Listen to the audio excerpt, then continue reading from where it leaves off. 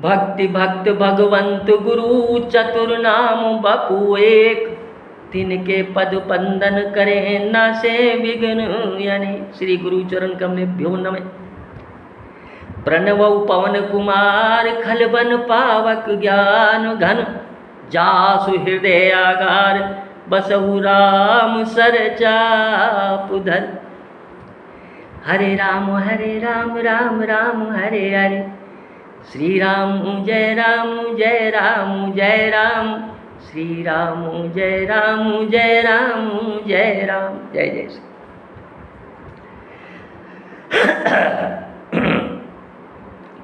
अब लो नसानी अब ने नसई हो, अब लो नसानी अब ना नसई हो। राम कृपा भव निसासरानी, जागे फिर ना डसइयो। अब लो नसानी अब ना नसई हो। अब तक तो यह आयु व्यर्थ गई, बेकार गई, नष्ट हो गई, नष्ट हो रही है, परंतु अब इसे नष्ट नहीं होने दूंगा। श्री राम की कृपा से संसार रूपी रात्रि बीत गई है। मैं संसार की माया रात्रि से जग गया हूँ। अब जगने पर फिर बिछोना नहीं बिछाऊंगा, अब फिर माया के फंदे में नहीं फंसूंगा। अब लो नसानी अब ना नसई हो, हरे राम कृपा भव निसासिरानी, जागे फिर ना डसई हो। अब तक जो हुआ सो हुआ, रतम ने सोचा मैं उसको छोड़ दो, अब भगवान की तरफ चलो। ये संसार हमेशा नहीं रहेगा, संबंध हमेशा नहीं रहेंगे। ये जो आप देख रहे हो ना, ये हमेशा। हरे मन ये दुनिया का मेला नहीं रहेगा, ये रहेगा नहीं मेला। पायव पायव नाम चार चिंता, मनि उर करते न खसई हो। किसी संत के द्वारा, किसी पुण्य प्रताप के द्वारा आपको नाम हाथ लग गया, नाम रूपी मणि लग गई, तो उसको छोड़ना नहीं है। अब लो नसानो अब ना नसइयो। कैसा भी व्यक्ति हो, दुराचारी से दुराचारी व्यक्ति भी हो, और ये दृढ़ प्रतिज्ञा कर ले कि अब तक मैंने जो पाप कर्म किए हैं, अब तक मैं भगवान से जो विमुख हुआ हूँ, अब मैं भगवान से विमुख नहीं होऊंगा। भगवान की तरफ प्रतिज्ञा कर ले चलने की, उनको प्राप्त करने की प्रतिज्ञा कर ले, तो भगवान के यहाँ कोई रोक टोक है नहीं, कोई रोक टोक नहीं है। सबके लिए दरवाजे खुले हुए हैं। दुराचारी से दुराचारी व्यक्ति भी, इसके पहले पार्ट में रामचरितमानस की 2 पंक्तियाँ जो बोली थी, जो नर होय चराचर द्रोही, उसी क्रम में, उसी संदर्भ में, उसी प्रसंग में आगे का जो ये प्रसंग चल रहा है। अपि चेत दुराचारो भजते माम अनन्य भाग, साधुरे उससे मंतव्य सम्यक व्योसितो ही से। गीता में कहते हैं, अगर कोई दुराचारी से दुराचारी भी अनन्य भक्त होकर मेरा भजन करता है, तो उसको साधु ही मानना चाहिए। कारण कि उसने निश्चय बहुत अच्छी तरह से कर लिया है। क्या निश्चय कर लिया है? अब लो नसानी अब ने नसई हो, हरे राम कृपा भव निसासिरानी, जागे फिर ना डसइयो। अब लो नसानी अब ना नसई हो, पायऊ नाम चार चिंता, मनि उर करते न खसई हो। श्याम रूप सुचि रुचिर कसोटी, चित कंचन ही कसइयो। अब लो नसानी अब ना नसई हो, हर पर बस जान हसोइन इंद्रिन, निज बस है न हसइयो। मन मधुकर पन के तुलसी, रघुपति पद कमल बसइयो। कहते हैं कि अब तक जो मैंने समय व्यर्थ किया सो करके, हर मोह निशा जग सोवन हारा, देखई स्वप्न अनेक प्रकारा। इस संसार में मैं मोह रूपी रात्रि में सोया हुआ था, संसार में उलझा हुआ था और अनेक तरह के स्वप्न थे। अरे स्वप्न ही तो हैं। जैसे सोने पर स्वप्न आता है, जगने पर नष्ट हो जाता है, उसी तरह से संसार में जीव जन्म लेता है, विभिन्न योनियों में आता है और स्वप्नवत कामना करता है, उनकी प्राप्ति के लिए भागता है। मरने पर सब कुछ खत्म हो जाता है, स्वप्न टूट जाता है, चल दूसरी जगह चला जाता है। स्वप्न ही तो है और क्या है। आज हम इस शरीर से, इस पांच भौतिक शरीर से ये जीव तत्व जो ये चेतन शक्ति निकल जाए, फिर क्या है, स्वप्न ही तो है। जैसे स्वप्न से जागे। तो कह रहे हैं कि अब तक तो मैं बहुत सोया, लेकिन अब मैं संसार की माया रात्रि से जग गया हूँ। अब मैं सोऊंगा नहीं, अब जागने पर फिर बिछोना नहीं बिछाऊंगा, अर्थात सोऊंगा नहीं, अब फिर माया के फंदे में नहीं फंसूंगा। मुझे राम नाम रूपी सुंदर चिंतामणि मिल गई है। वो चिंतामणि जो दिन रात प्रकाश करती है, कभी न उसको वायु बुझा सकती, न उसको जल बुझा सकता, न उसको अग्नि जला सकती। ऐसी मणि जिसका प्रकाश हर समय रहता है और हर समय प्रकाश से आपको प्रकाशित करेगी, आपको सुरक्षा देगी। नाम पहाड़ दिवस निशि ध्यान तुम्हार कपाट, पहरा देगा नाम तुम्हारा। ऐसा नाम मुझे प्राप्त हो गया है, तो उसे हृदय रूपी हाथ से कभी नहीं गिरने दूंगा उस राम नाम चिंतामणि को, अथवा हृदय से राम नाम का स्मरण करता रहूँगा और हाथ से राम नाम की माला जपा करूँगा। श्री रघुनाथ जी का जो पवित्र श्याम सुंदर रूप है, उसकी कसौटी बनाकर अपने चित्र रूपी सोने को कसूँगा। राजीव लोचन राम, उनके स्वरूप को ध्यान में रखकर मैं दिन रात उनके ध्यान में मग्न रहूँगा। मैं मेरे चित्त को दूसरी जगह जाने ही नहीं दूंगा। हबलो नसानी अब न सही हूँ। श्री राम के ध्यान में मेरा मन सदा सर्वदा लगता है कि नहीं। जब तक मैं इंद्रियों के वश में था, तब तक उन्होंने मुझे मनमाना नचाकर मेरी बड़ी हंसी उड़ाई, जैसे चाहा नचाया। अब मैं नाचो बहुत गोपाल, बहुत नाच लिया, बहुत नाच लिया। हे प्रभु, अब तो मैं बहुत नाच लिया, थक गया नाचते नाचते।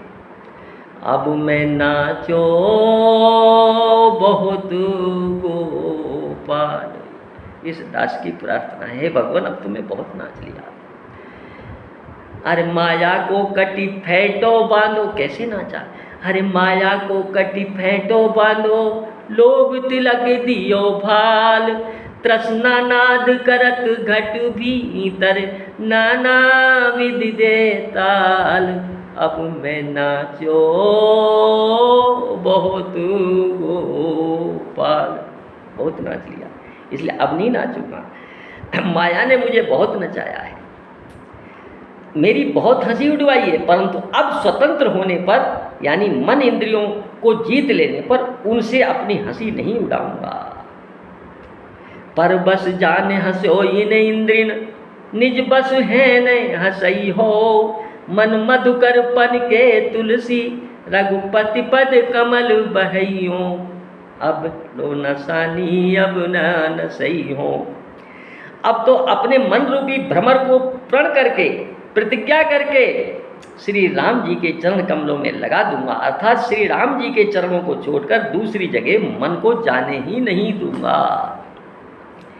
यदि ऐसा दृढ़ प्रतिज्ञ व्यक्ति ऐसी दृढ़ता कर कर भगवान के चरणों में चला जाए, तो चाहे वो अपिचेत्स दुराचारो भजते माम अनन्य भागे, इसमें यही कहा है। दुराचारी से दुराचारी व्यक्ति भी जो अनन्य भाग, अब अनन्य अपिचेत दुराचार से तात्पर्य, उसने खूब दुराचरण किए हैं, खूब पापाचार किए हैं, लेकिन अनन्य भाव से मेरा जो भजन करता है, जो सांगोपांग दुराचारी है, कभी उसने कभी कोई अच्छा काम किया ही नहीं, लेकिन अनन्य भाग, इसमें शब्द पे जोर है, ध्यान दो।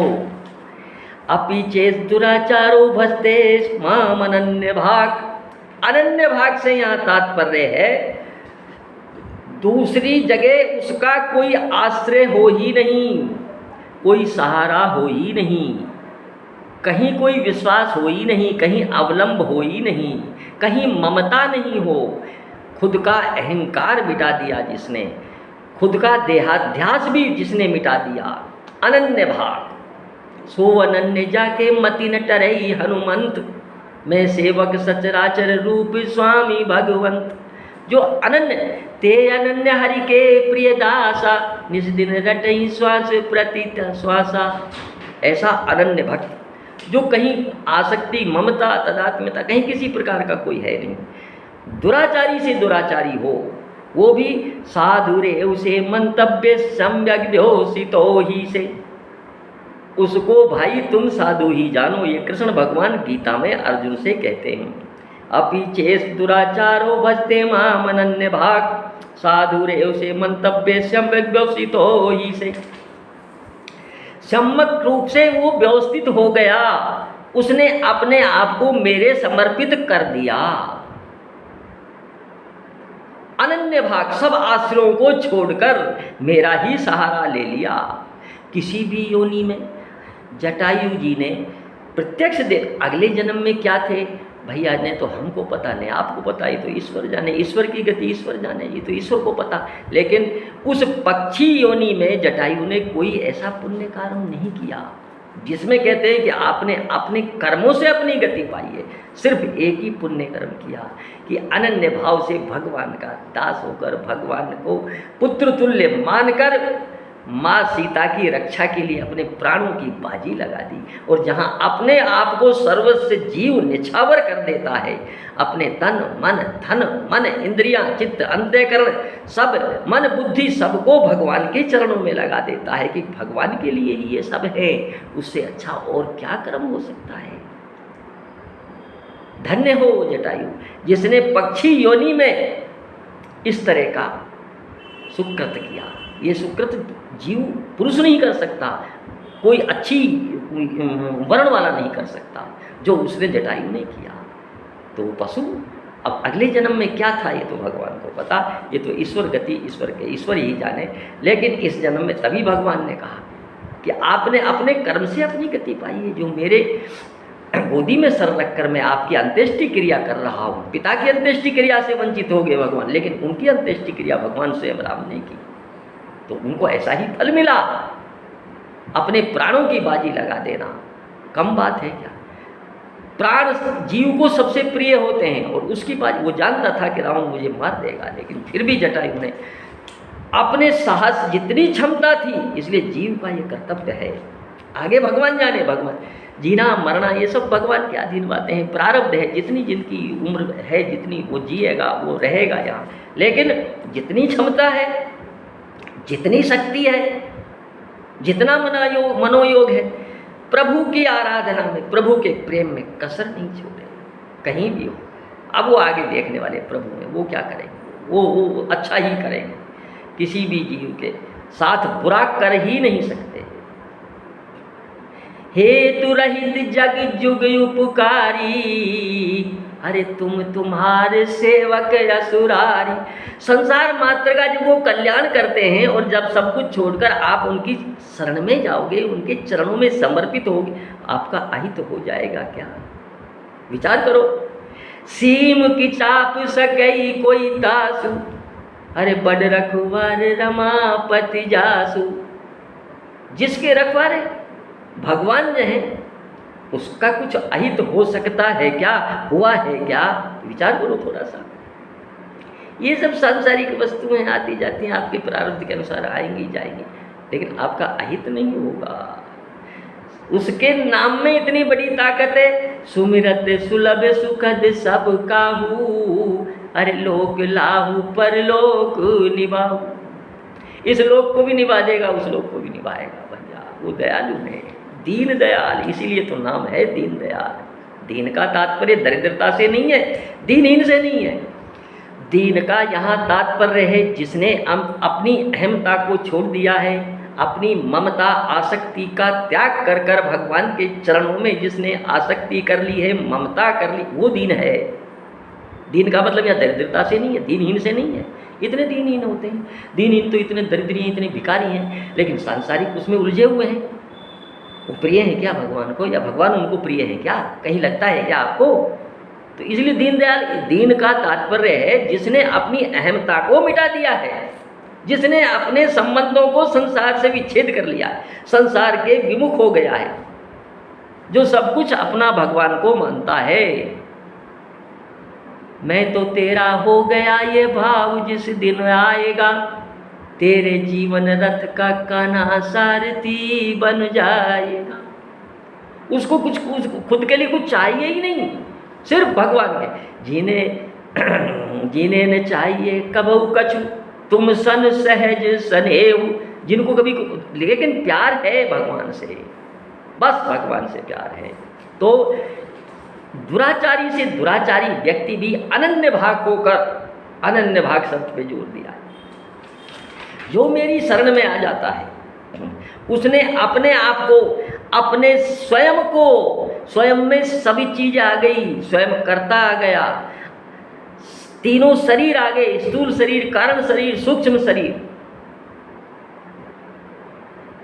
अंतःकरण आ गया, मन बुद्धि चित्त अहंकार सब कुछ आ गया। सब कुछ मेरे चरणों में जो आ गया, सब कुछ मेरे चरणों में डाल दिया, वो ही सम्यक व्यवस्थितो ही से, वो ही सम्यक रूप से व्यवस्थित है।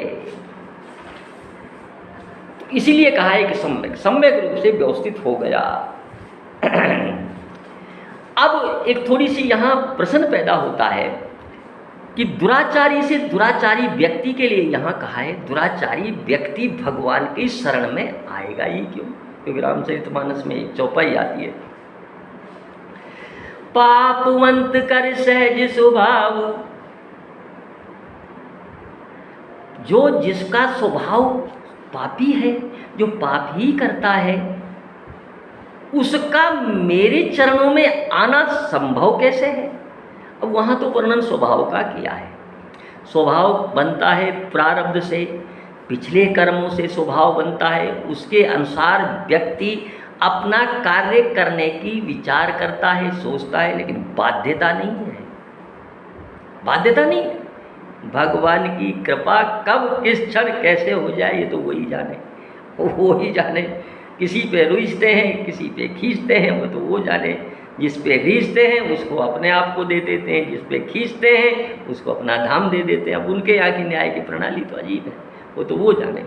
लेकिन दुराचारी व्यक्ति कैसे भगवान की शरण में आ जाएगा?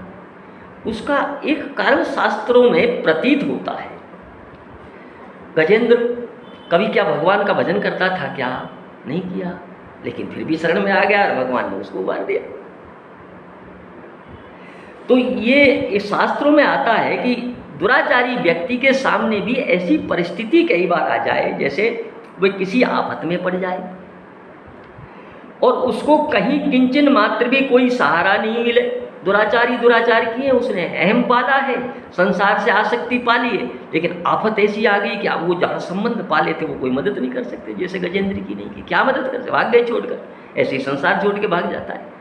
जब संसार सोचता है कि इसके साथ रहोगे तुम भी मरोगे भैया, एक खड़ा नहीं मिलेगा, वहाँ एक नहीं मिलता, छोड़ जाएगा संसार तुमको, कितने ही तुम्हारे प्रगाढ़ संबंध हो। अरे अभी कुछ दिन पहले ही आपके सामने भगवान ने दृष्टांत प्रस्तुत किया था कोरोना में। कौन रुका?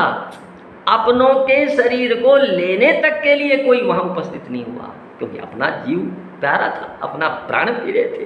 कौन उपस्थित हुआ? ऐसे तरह गजेंद्र को छोड़ के सब भाग गए, सब अतनिया, सब जितना लंबा पूरा परिवार था सब छोड़ गया, कौन काम आया? तो किसी आफत में पड़ जाए दुराचारी से दुराचारी, और जहां उसने संबंध बना रखे सब नकारा हो जाए, सब भाग जाए छोड़कर, कोई उसकी तरफ नहीं। ऐसी अवस्था में अचानक उसको किसी की सुनी हुई बात याद आ जाए। अरे यार, महात्मा कहते थे भाई, निर्बल के बलराम, जिसका कोई सहारा नहीं, उसका भगवान, उसको आ गई इस याद, प्रारब्ध से बात याद आ गई, कहीं कोई किसी से सुना था। भगवान सबके सहायक हैं, भगवान तो सबके सहायक हैं और उनकी शरण में जाने से सब काम ठीक हो जाते हैं। तो ये बात आ जाए तो इससे शरण में चला जाए। दूसरा, वह कभी किसी ऐसे वायुमंडल में पहुंच जाए, दुराचारी से दुराचारी व्यक्ति भी, जहाँ बड़े बड़े अच्छे संत महापुरुष हुए और वर्तमान में भी हैं, तो उनके प्रभाव से भगवान में रुचि पैदा हो जाए। रत्नाकर डाकू, वाल्मीकि जो हुए, कोई किसी तरह का कोई भगवान के नाम का प्रश्न ही पैदा नहीं होता, लेकिन भगवान की कृपा हुई। अब कृपा क्यों हुई ये तो वो जाने, लेकिन संत मिले, संतों का उपदेश मिला, तो ऐसे दुराचारी से दुराचारी व्यक्ति भी ऐसी जगह पहुंच जाए तो उसको भगवान में श्रद्धा, विश्वास, रुचि उत्पन्न हो जाती है और वो फिर सबको छोड़ देता है। अनन्य भाग, अनन्य यानी और कोई का सहारा वो फिर नहीं लेता, सिर्फ भगवान के आश्रित रहता है। अनन्य भाग से तात्पर्य पहले भी बताया, फिर समझो, अपनी अहमता को मिटाना, क्योंकि अहंकार ही जड़ है। मैं ये करता हूँ, अहंकारो विमूढ़ात्मा करता है मिति मन्यते। ये अहंकार ही तो, अहंकार के कारण ही कर्मों का उपभोग जीव करता है। अहंकार से विमुक्त होकर अहंकार कृतत्व अभिमान आता है, इससे अहंकार से कृतत्व करने का अभिमान आता है, मैंने किया, और कृतत्व अभिमान से फिर भोक्तत्व आता है, कामना है। वो कृतत्वता और भोक्तृत्वता दोनों छोड़ दी जाए, फिर जीव निष्काम हो जाता है, फिर उसके कोई कर्म बंधन, कर्म कोई बंधन नहीं करते। अहमता से रहित होकर भोक्तृत्व से यानी भोग की भावना से रहित होकर जो कर्म किए जाएं दूसरे की भलाई के लिए, भगवान को अर्पण करने के लिए, तो फिर वो कर्म बांधते नहीं हैं। कर्म किसी को नहीं बांधते, सिर्फ पहले भी ये कई बार वर्णन हो चुका है, सिर्फ बांधने वाली उन कर्मों में उस फल की जो इच्छा है ना, वो बांधती है, कर्म किसी को नहीं बांधते। सूर्य के प्रकाश में कितने ही कर्म, अत्याचार भी होते हैं, पुण्य कर्म भी होते हैं, सब तरह के कर्म होते हैं, लेकिन सूर्य के ऊपर कोई प्रभाव नहीं पड़ता, क्योंकि उनसे सूर्य की उन कर्मों से संपृक्तता है ही नहीं, उनमें अहंकार है ही नहीं कि मेरे प्रकाश में ये कर्म हो रहे हैं, मैं इन कर्मों का उपभोग करूंगा। अहमता और भोक्तृत्व यानी कृतत्व और भोक्तृत्व दोनों नहीं है सूर्य में, इसलिए उनको क्या होता है। सूर्य की रोशनी में चाहे कितना ही पाप कर लो, कोई कितना ही पुण्य कर्म कर लो, उसके ऊपर कोई फर्क नहीं पड़ता सूर्य के ऊपर, वो सम हैं, उनके ऊपर कोई फर्क। तो दुराचारी व्यक्ति अपने अहम को मिटाकर मन वच कर्म छाड़ चतुराई, अरे मन वच कर्म छाड़ चतुराई, भजत कृपा करियहि रघुराई। मन से अहंकार को मिटा देता है, वचन से दीन हो जाता है, मैं दीन हूँ प्रभु, आपकी शरण में आया हूँ। कर्म से, हे प्रभु मैं कुछ नहीं कर सकता, असहाय हूँ, मैं कुछ कर ही नहीं, निर्बल हूँ, तो अपनी अहमता को मिटा देता है। दूसरा, अहमता की शुद्धि, ये तीन, अहमता को मिटाना, अहमता की शुद्धि करना और अहमता में परिवर्तन करना, ये गीता में तीन जो आए हैं, ये तीनों ज्ञान योग, भक्ति योग, कर्म योग, तीनों से संबंधित हैं। अहमता को मिटाना यानी कृतत्व को मिटाना, कर्मयोग, हमें कुछ नहीं चाहिए, हमें कुछ नहीं करना, हमें अपने लिए कुछ नहीं करना है, हमारा कुछ नहीं है। कर्मयोग में तीन ही तो चीज़ें हैं, हमारा अपना कुछ नहीं है, हमें कुछ नहीं चाहिए, हमें अपने लिए कुछ नहीं करना, अहमता मिट गई। हमें जब करना ही नहीं है, हम कर ही नहीं सकते, सब कुछ निष्काम जड़ के लिए, जीव के लिए। भगवान ने जो सृष्टि उत्पन्न की है, कण कण में भगवान है, जड़ चेतन गुण जड़ चेतन सब में व्याप्त भगवान है, इसलिए इनकी सेवा कर रहे हैं। तो ये अहमता मिटा देता है ये चीज़। दूसरा, अहमता शुद्ध करना, इससे अहमता शुद्ध हो जाती है, कर्म योग से, ज्ञान योग से, दोनों से।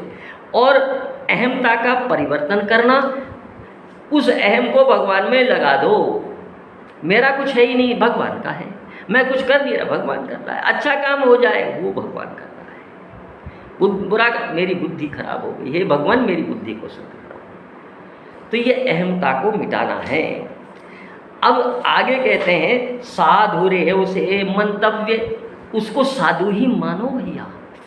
अब भगवान कहते हैं, भाई वो खुद भगवान कह रहे हैं, साधु ही मानो, साधु तो नहीं है वो, क्योंकि साधु होता तो साधु ही मानो, ऐसा क्यों कहते? उसको साधु मान लो, साधु है नहीं क्योंकि दुराचारी है, दुराचार कर कर आया है, तो साधु ही मानो। फिर कहते हैं क्यों मानो साधु?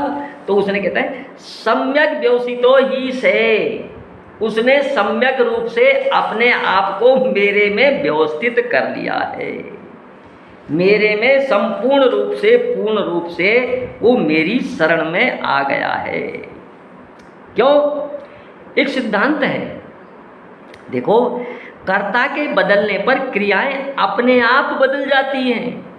कर्ता मैं, जिसको आपने मान रखा था, आप अपने आप को बदल लो, आपकी सारी, आप अहम को मिटा दो, अहम को भगवान के चरणों में समर्पित कर दो, अहम को निकाल दो, कृतत्व को करने के अभिमान को और भोक्तृत्व को मिटा दो। तो आप जब ने वो भावना आपने मिटा दी तो आप कर्ता हुए और आपकी सारी भावनाएं फिर बदल जाती।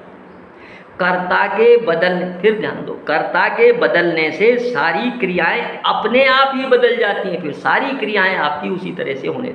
अरे जब मैं करता ही नहीं हूँ और मुझे कुछ भोगना ही नहीं है, मुझे चाहना ही नहीं, मुझे कामना ही नहीं है, तो मोह खत्म हो जाएगा, राग द्वेष खत्म हो जाएगा और निष्काम भाव से चलता रहेगा काम। तो कर्ता के बदलने पर क्रियाएं अपने आप बदल जाती है। जैसे कोई धर्म रूपी क्रिया करके धर्मात्मा होना चाहता है तो उसे धर्मात्मा होने में देर लगेगी, क्योंकि अंतःकरण चतुष्टय जो है उसमें परिवर्तन धीरे धीरे होगा, अहमता नष्ट नहीं होगी इतनी जल्दी, क्रियाओं का प्रभाव धीरे धीरे होगा। और जिसने दृढ़ प्रतिज्ञा कर कर अपने आप को बदल लिया, दृढ़ प्रतिज्ञ हो गया, भगवान के चरणों में समर्पित हो गया, भगवान का भक्त हो गया, भगवान के आश्रित हो गया, दीनहीन होकर उनके शरण चला गया, वो जब करता ही चला गया तो सारी क्रियाएं बदल जाती। जब स्वयं करता ही चला गया फिर कहाँ रहा मन? मन कहाँ रहा? अहंकार कहाँ रहा? बुद्धि कहाँ रही? सब कुछ उनमें समर्पित हो गया तो उसकी क्रियाएं बदल जाएंगी। परंतु अगर वह कर्तापन ही बदल दे, यानी धार्मिक क्रियाएं करो फिर कर्तापन बदलो, तो उसमें विलंब होगा, टाइम, समय लगेगा। और यदि कर्तापन ही बदल दे, अर्थात मैं धर्मात्मा हूँ, ऐसी अपनी अहमता ही बदल दे, तो वह बहुत जल्दी धर्मात्मा बन जाएगा। ऐसे ही दुराचारी से दुराचारी भी मैं भगवान का हूँ और भगवान मेरे हैं, ऐसी अपनी अहमता को बदल देता है तो वह बहुत जल्दी धर्मात्मा हो जाता है। इसके आगे के श्लोक का है, क्षिप्रम भवति धर्मात्मा शाश्वच्छान्तिं निगच्छति कौन्तेय प्रतिजानी है नेमे भक्त प्रणश्यति। वो क्षिप्र भवति धर्मात्मा, वो बहुत तुरंत धर्मात्मा बन जाता है, क्योंकि जो कर्ता अपने आप को कर्ता में कर्ता ने जिस अपने आप को परिवर्तन कर लिया, तुरंत उसकी सारी क्रियाएं, उसकी सारी चेष्टाएं, उसकी सारी भावनाएं तुरंत बन जाती हैं। मैं इनका दास हूँ। अरे भाई, आप कहीं काम करने गए और काम करने गए तो आपने बुद्धि लगाई, जब तक वहाँ स्वामी जिसके काम करना है वहाँ पहुँचे, भाई मैं काम करना चाहता हूँ, आपने स्वामी बना लिया, उस आप सेवक बन गए, वो आपका स्वामी बन गया। अब आपने अपने आप को उसके समर्पित कर दिया तो उसके अनुसार ही तो आपकी क्रिया होंगी। भाई सुबह प्रातः 4 बजे खड़ा होना पड़ेगा, यस सर 4 बजे खड़ा होऊंगा, ये आपको ये करना पड़ेगा, ये सारी क्रियाएं। तो आपने केवल भावना बदली कि मैं इसके अधीन हूँ, कर्ता ने स्वयं अपने आप को बदला तो क्रियाएं सारी बदल गई, उसके अनुसार हो गई। उसी तरह से क्षिप्रम भवति धर्मात्मा, वो तुरंत धर्मात्मा हो जाता है। क्यों? इसमें एक और गुण रहस्य है, जो भगवान की शरण चला गया, जो भगवान के आश्रित हो गया, जो भगवान के भरोसे हो गया, एकमात्र जिसके भगवान है, मेरे तो गिरधर गोपाल दूसरो ना कोई, और कोई है ही नहीं मेरा इस सृष्टि में, इस चराचर सृष्टि में कोई भी मेरा नहीं है, मेरे तो भगवान ही हैं। तो क्षिप्रम भवति धर्मात्मा, वो धर्मात्मा हो जाता है, क्योंकि उसके सहायक भगवान हो जाते हैं। और भगवान जिसके सहायक हो जाए फिर कहना ही क्या है, भगवान जिसके साथ हो जाए उसका कहना ही क्या है। महाभारत युद्ध जब हुआ, धृतराष्ट्र ने संजय से पूछा कि हे संजय, आपके पास दिव्य दृष्टि है, आप भविष्य के बारे में बताएं कि विजय किसकी होगी। तो संजय ने यही कहा कि महाराज, युद्ध का तो परिणाम जो है जो होगा ही, युद्ध में तो चारों तरफ, दोनों तरफ से ही हानि होती है। लेकिन मैं ये दावे के साथ कह सकता हूँ कि जहाँ प्रभु श्री कृष्ण जी हैं, जिनके साथ में हैं, विजय उन्हीं की होगी। इसलिए क्षिप्रम भवति धर्मात्मा शाश्वत शांति निगच्छति, और तुरंत वो धर्मात्मा कर्ता के बदलने से, कारण क्या है कि जब तक कर्ता नहीं बदला तब तक उसके अंतःकरण में अनेक कामनाएं होती हैं। जब ये भावना हो जाती है मैं भगवान का हूँ, भगवान मेरे हैं, ऐसे अपनी अहमता को बदल देता है, तो वह बहुत जल्दी धर्मात्मा हो जाता है, साधु हो जाता है, भक्त हो जाता है। तात्पर्य यह है कि मनुष्य जब संसार शरीर के साथ मैं और मेरा पन करके संयोगजन्य सुख चाहने लगता है, तब वो एक कामात्मा होता है। संसार के विषयों से, इंद्रियों के जो विषय हैं उनसे जीव जब तक सुख चाहेगा तब तक कामात्मा कहलाएगा। और गीता के दूसरे अध्याय के 43वें श्लोक में है ये। और जब संसार से सर्वथा विमुख होकर भगवान के साथ अनन्य संबंध जोड़ लेता है, जो कि वास्तव में है, तब वह जीव धर्मात्मा बन जाता है, तब वह जीव धर्मात्मा हो जाता है।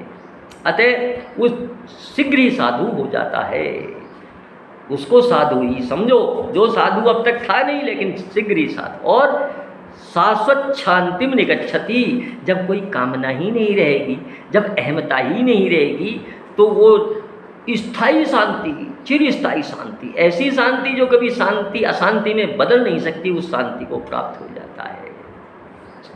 शांति कहा है शाश्वत शांति, जो शाश्वत रहने वाली शांति है, उसमें बदल जाता है।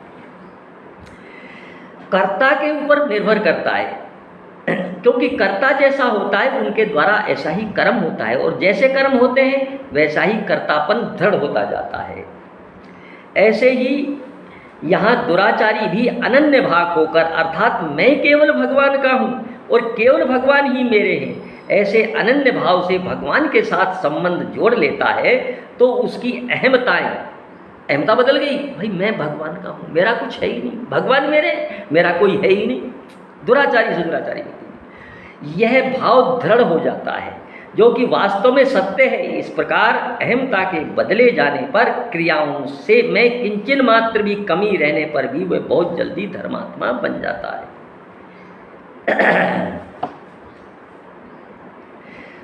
वो ऐसी शांति को प्राप्त करता है, इसमें कहा है केवल धार्मिक क्रियाओं से जो धर्मात्मा बनता है, उसके भीतर भोग और ऐश्वर्य की कामना होने से उसको भोग और ऐश्वर्य को तो मिल सकते हैं, पर शाश्वत शांति नहीं मिल सकती।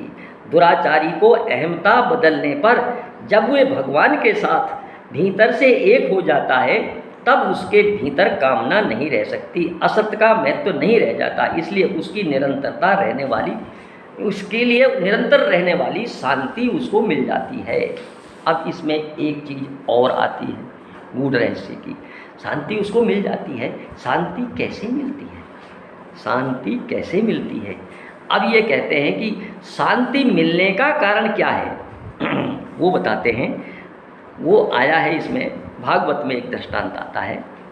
दुराचारी व्यक्ति, देखो उसका अंतःकरण भी शुद्ध नहीं हुआ, उसने पाप कर्म भी अभी छोड़ने का संकल्प लिया है, अब तक पाप कर्म में रत था, उसके अंदर का मल अभी छूटा नहीं, हटा नहीं, वो निर्मल हुआ नहीं।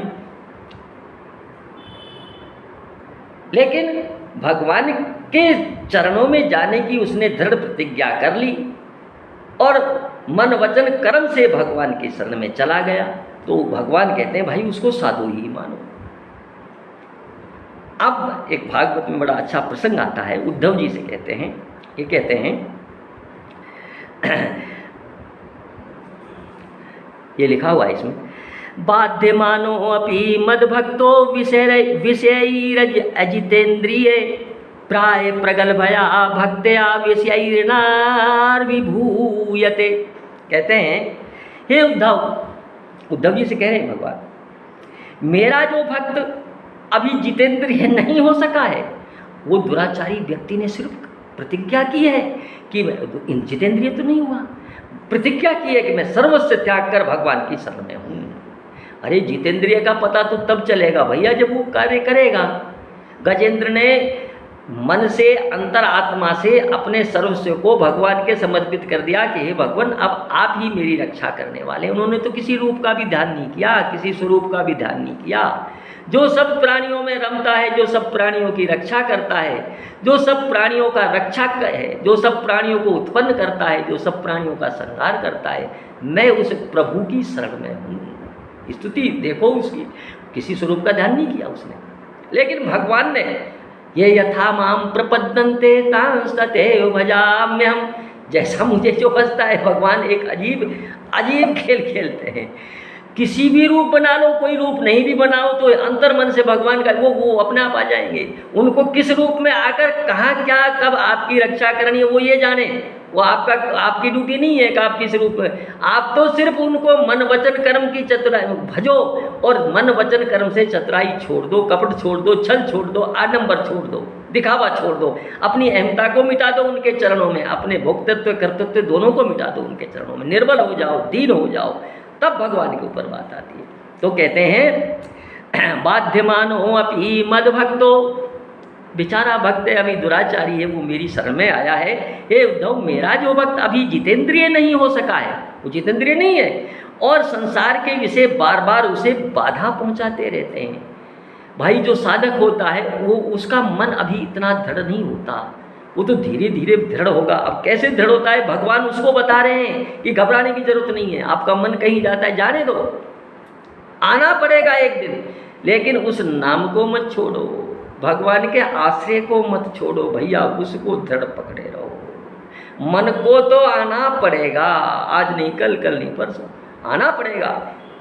अरे जिसके द्वारा नियंत्रित है, जब उसकी दृष्टि पड़ेगी तो मन तो ऐसे आकर बैठ जाएगा, कहीं जाने का नाम ही नहीं लेगा। लेकिन उस दृढ़ता को नहीं छोड़ना है। हम क्या करते हैं कि मन के जाने पर जहाँ हमने दृढ़ वृत्ति लगाई भगवान के नाम की, उस वृत्ति से च्युत कर देता है वो मन, तब गड़बड़ करता है, तब वो सफल हो जाता है। उसको जाने दो जहाँ जाता है।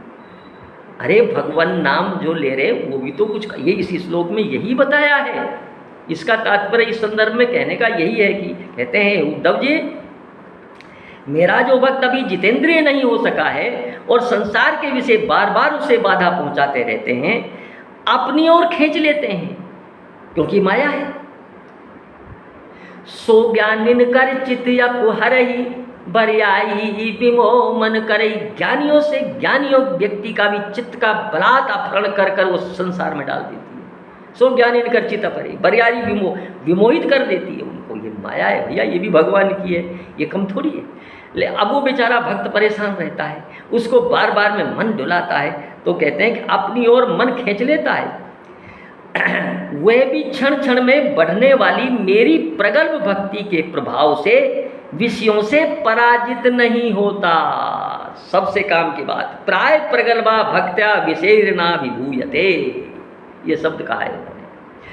दृढ़ता के साथ भगवान का संबंध, बराबर दृढ़ता के साथ भगवान के चरणों से चिपटे रहोगे। मन को जाने दो, मन का काम है जाना, उसको आना पड़ेगा। वो थक हार कर एक दिन आएगा, क्योंकि भगवान उसको नियंत्रित करेंगे।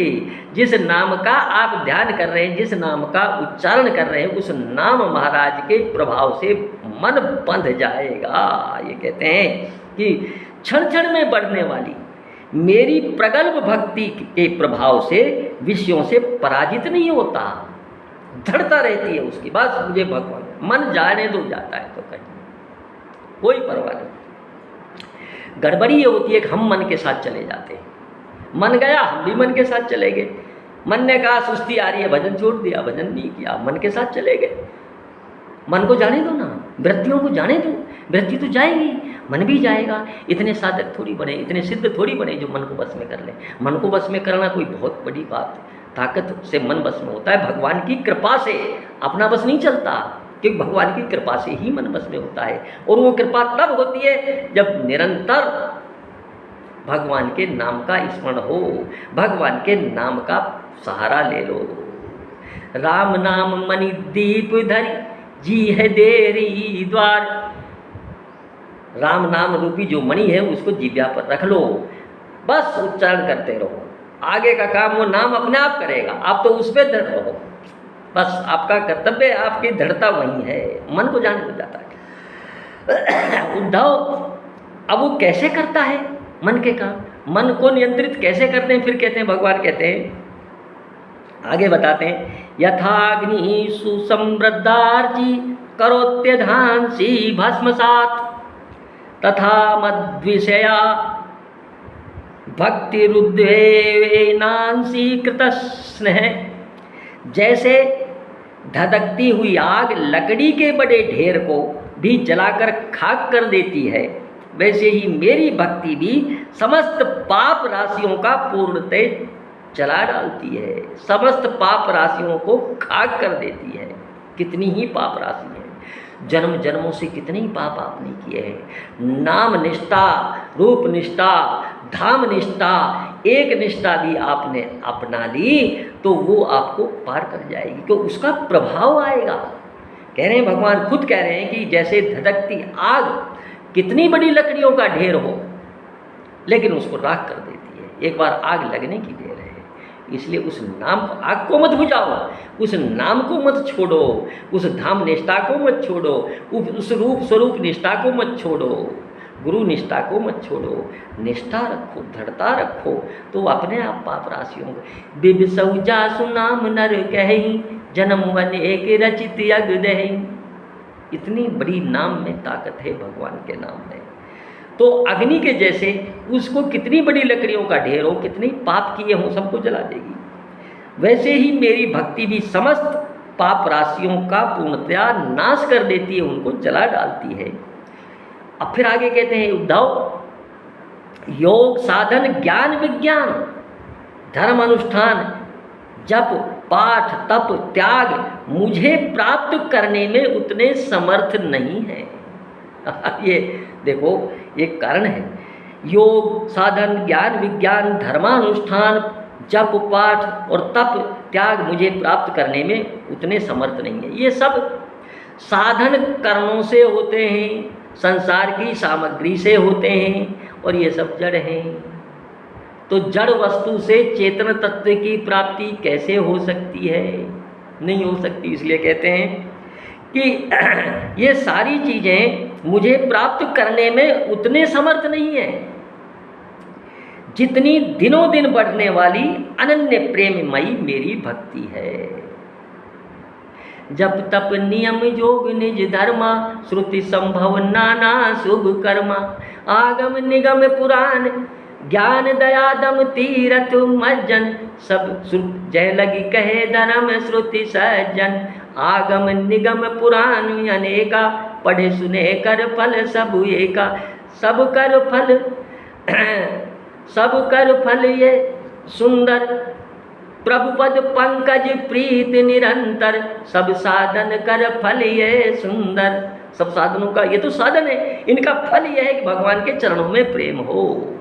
भगवान के चरण जप तप नियम ये सब ये साधन है, अंतःकरण की शुद्धि के लिए हैं। संसार से संबंध छुड़ा, जड़ता से संबंध मिटाते हैं, भगवान में लगाते हैं। लेकिन भगवान प्राप्त तब होते हैं, कहते हैं जित दिनों दिन बढ़ने वाली अनन्य प्रेममयी मेरी भक्ति। मैं संतों का प्रियतम आत्मा हूँ, मैं अनन्य श्रद्धा और अनन्य भक्ति से ही पकड़ में आता हूँ। मुझे प्राप्त करने का ये एक ही उपाय है। मेरी अनन्य भक्ति उन लोगों को भी पवित्र कर देती है, चाहे वे किसी भी जाति के हों, जाति दोष से मुक्त कर देती है। जो जन्म से ही चांडाल हैं उनको भी अपनी जाति दोष से मुक्त कर देती है। इसके विपरीत जो मेरी भक्ति से वंचित हैं उनके चित्त को सत्य और दया से युक्त धर्म और तपस्या से युक्त विद्या भी भली प्रकार पवित्र करने में असमर्थ है। क्योंकि मल भैया धीरे धीरे छूटता है। नाम का प्रभाव एक ऐसा है, अचिंत्य प्रभाव। प्रेम भक्ति जल बिन रघुराई अभियंतर मल कबहू न जाई।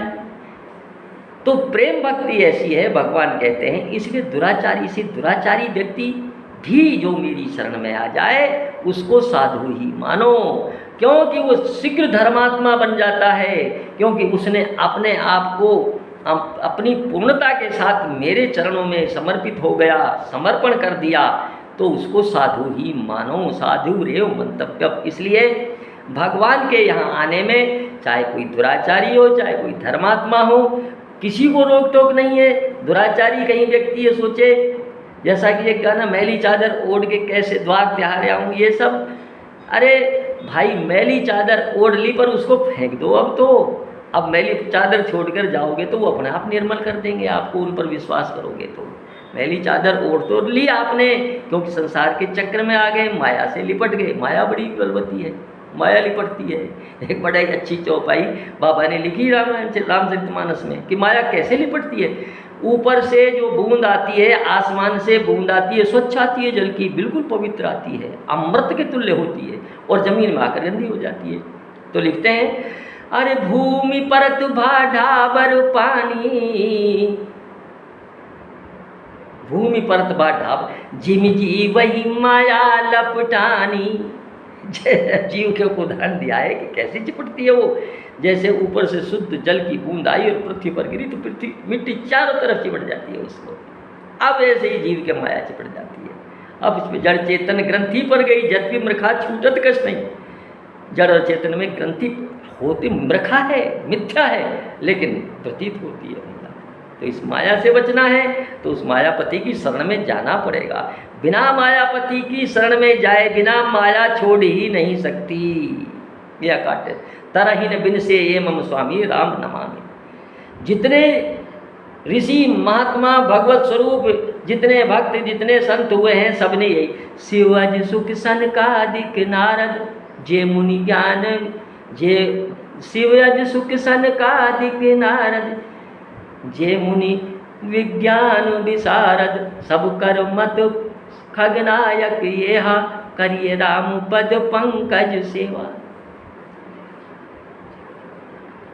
सबका मत यही है कि भगवान की चरणों में प्रेम करो, चरणों में समर्पित हो, भगवान का नाम का, भगवान के रूप का, भगवान के धाम का, भगवान के चरित्रों का गुणगान करो, और कोई माया से छूटने का उपाय नहीं है। जय जय श्री राम, श्री राम, जय राम, जय जय।